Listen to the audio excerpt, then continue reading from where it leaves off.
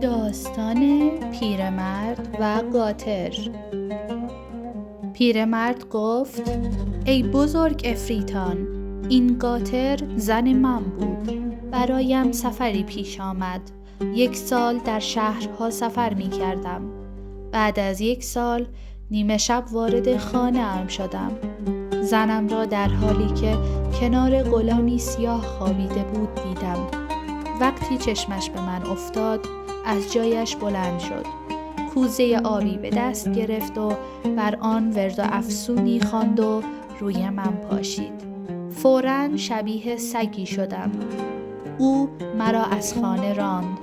من بیرون آمدم و در کوچه و بازار می رفتم تا به دکان قصابی رسیدم. شروع کردم به استخوان خوردن.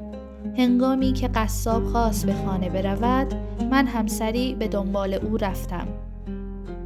وقتی به خانه رسیدم، دختر قصاب مرا دید و رویش را از من پوشاند. به پدرش گفت: ای پدر، چرا مرد غریبه را به خانه آوردی؟ قصاب گفت: کدام مرد غریبه؟ دختر گفت: همین سگ را میگویم. او مردی است که زنش او را به وسیله جادو به این شکل درآورده است.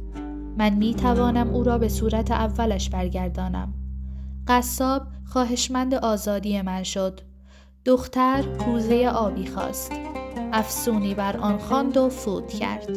سپس آن را روی من پاشید و من به صورت اصلی خودم برگشتم.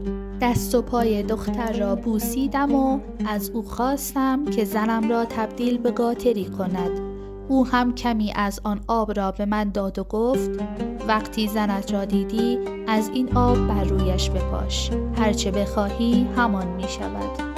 من هم آب را از او گرفتم، بر روی زنم پاشیدم و خواستم که قاطر شود. فوراً شبیه قاطری شد. حالا این قاطر همان زن من است. افریت از شنیدن این داستان شگفت زده شد و از قاطر پرسید: این ماجرا راست است؟ قاطر سرش را تکان داد و با اشاره درستی کلام پیر را تصدیق کرد. افریت هم از نهایت تعجب به شادی پرداخت و از خون بازرگان گذشت.